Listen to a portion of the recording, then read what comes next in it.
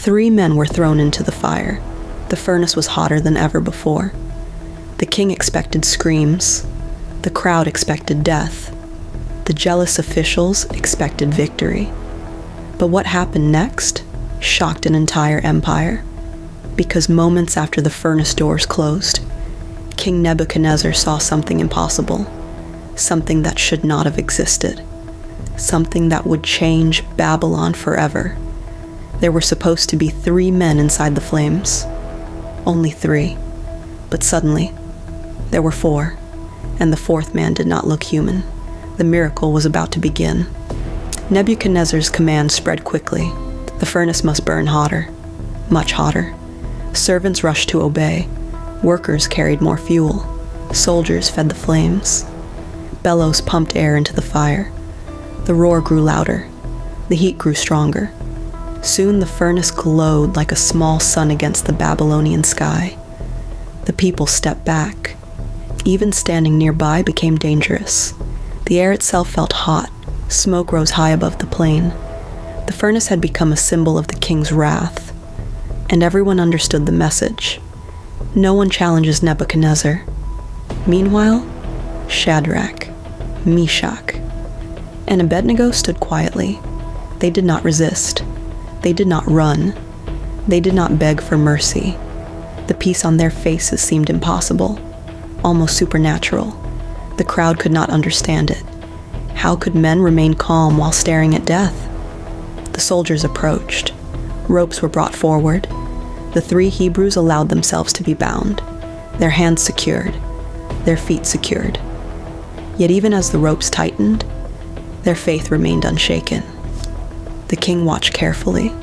His jaw tightened. His eyes never left the prisoners. He expected fear. He expected panic.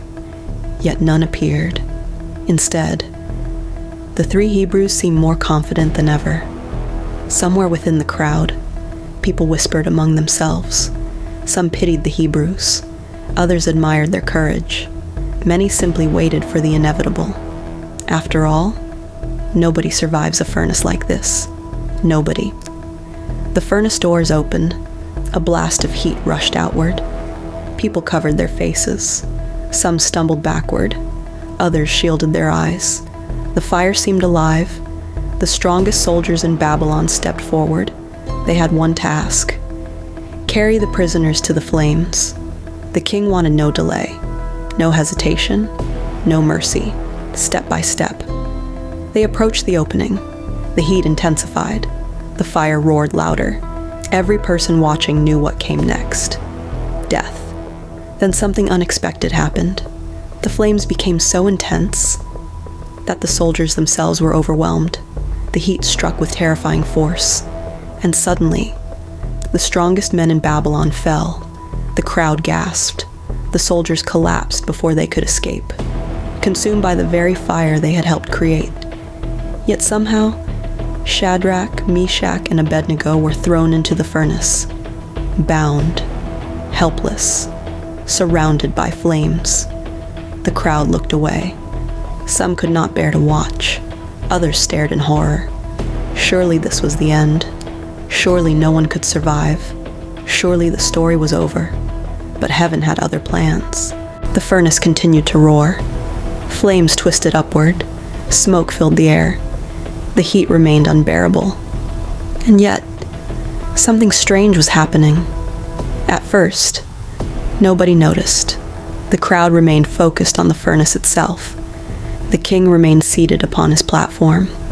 The officials watched closely, waiting, expecting silence, expecting death, expecting the fire to finish its work. But then, Nebuchadnezzar leaned forward. Something had caught his attention. His eyes narrowed. His expression changed. The confidence that had filled his face moments earlier began to disappear. He looked again, then again. Suddenly, the king rose to his feet. The movement startled everyone around him. Officials exchanged confused glances. Soldiers looked toward the throne. The crowd fell silent. The king could not take his eyes off the furnace. What he was seeing made no sense. What he was seeing should have been impossible. Quickly he turned toward his advisors. His voice carried urgency. "Did we not throw 3 men into the fire?" The advisors looked confused. Of course they had. Everyone had seen it. Everyone had witnessed it. The answer was obvious. "Yes, O king. There were 3. The king stared back toward the flames. Then came the words nobody expected. "Look, I see 4 men." The crowd froze. For a moment, nobody moved. Nobody spoke. Nobody breathed. The king continued. "I see 4 men walking around in the fire." His voice shook with disbelief. "Unbound. Unharmed. And the 4th looks like a son of the gods." The word spread through the crowd. 4 men. Not 3. 4. Impossible. Absolutely impossible. The furnace should have destroyed them instantly. The flames should have consumed them. The heat should have ended everything.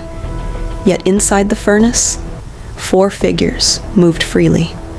The ropes that had bound them were gone. The chains had disappeared. The fire had destroyed their restraints. But it had not touched them. Shadrach walked. Meshach walked. Abednego walked. And beside them walked another. A mysterious figure. A figure unlike any man Babylon had ever seen. His presence seemed different. His appearance seemed different. The fire itself seemed powerless before him.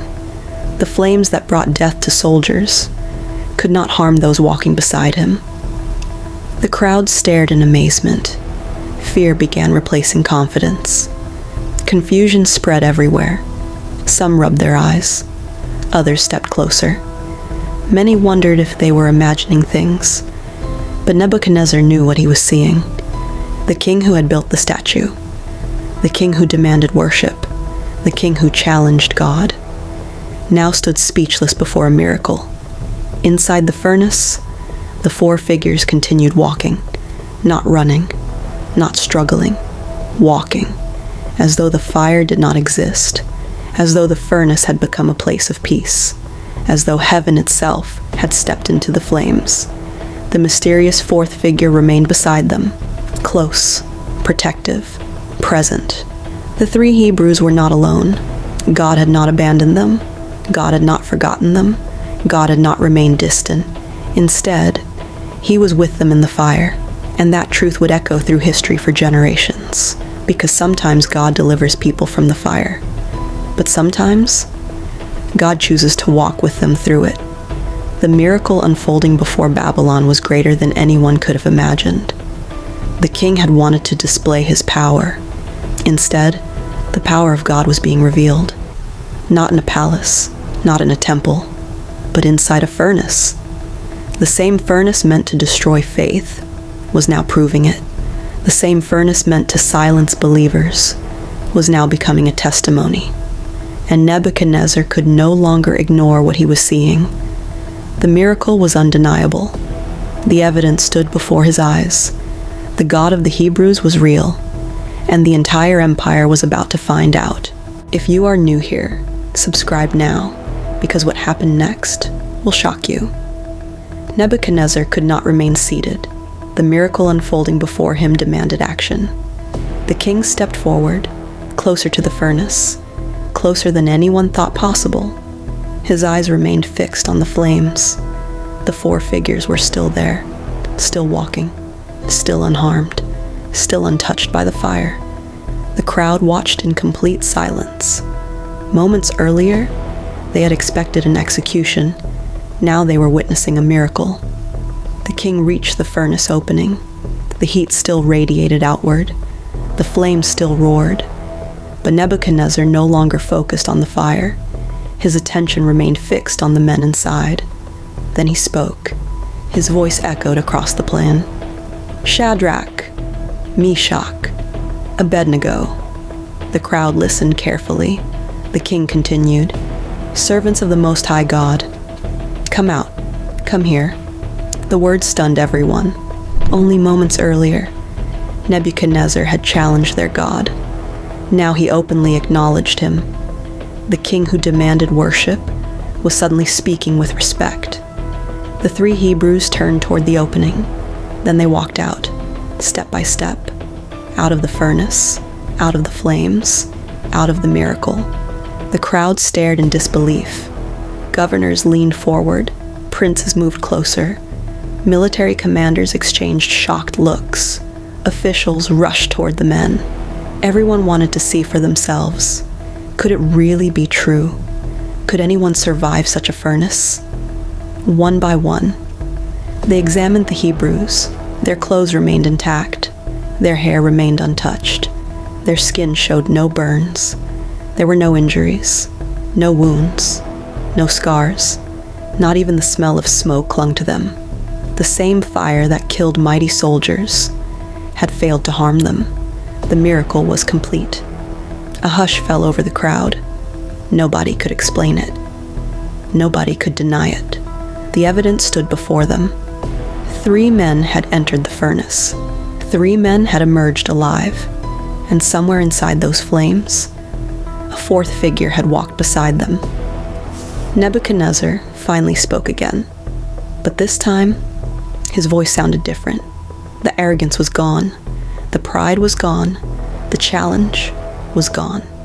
In their place stood awe, wonder, respect. Praise be to the God of Shadrach, Meshach, and Abednego. The crowd listened carefully. The king continued. He sent his messenger and rescued his servants. The words carried across the plain. The king was publicly honoring the God he had once challenged. He rescued those who trusted in him. The miracle had changed something inside Nebuchadnezzar. Not completely, not yet, but enough to humble him. Enough to force him to acknowledge a power greater than his own. The king continued speaking. They refused to serve or worship any god except their own. And for the first time, the entire empire heard their faith praised instead of condemned. The king's decree followed. A new decree, very different from the one that had brought everyone to the plain. Anyone who speaks against the God of Shadrach, Meshach, and Abednego, the crowd listened carefully, will face severe punishment. The king's message was clear. There was no God like the God of the Hebrews, no God who rescues like this, no God who saves like this, no God who walks through fire with his people. The miracle became impossible to ignore. News spread quickly throughout Babylon, through cities, through villages, through marketplaces, through military camps. Everywhere people repeated the same story. The furnace, the fire, the 4th man, the miracle, the God who saved his servants. And once again, Shadrach, Meshach, and Abednego were elevated within the kingdom. The men who were meant to be destroyed were honored instead. The men who were meant to disappear became even more influential. The men who were meant to lose everything gained even more, because faithfulness had been rewarded, not by Babylon, but by God. Yet the greatest lesson was not the miracle itself. The greatest lesson was the faith that came before the miracle. When the 3 Hebrews stood before the king, they did not know how the story would end. They did not know a 4th man would appear. They did not know they would walk through the fire unharmed. They simply chose to obey God, even if it cost them everything. That is why their story still inspires people today. Because true faith is not trusting God only when the outcome is guaranteed. True faith trusts God before the miracle happens. True faith obeys before deliverance arrives. True faith remains faithful even when standing before the furnace. And perhaps that is why this story has never been forgotten. Because sooner or later, everyone faces a furnace, a trial, a challenge, a moment where faith is tested. And when those moments come, the story of Shadrach, Meshach, and Abednego reminds us of something powerful. God may not always keep us out of the fire, but he never leaves his people alone in it. Thank you for watching. If you enjoyed this episode, subscribe and join us as we continue our journey through the book of Daniel. Watch the Daniel playlist for previous episodes, and stay tuned. Because the story of Daniel's far from over. More tests are coming. More challenges are coming, and God's power is only beginning to be revealed. We'll see you in the next episode.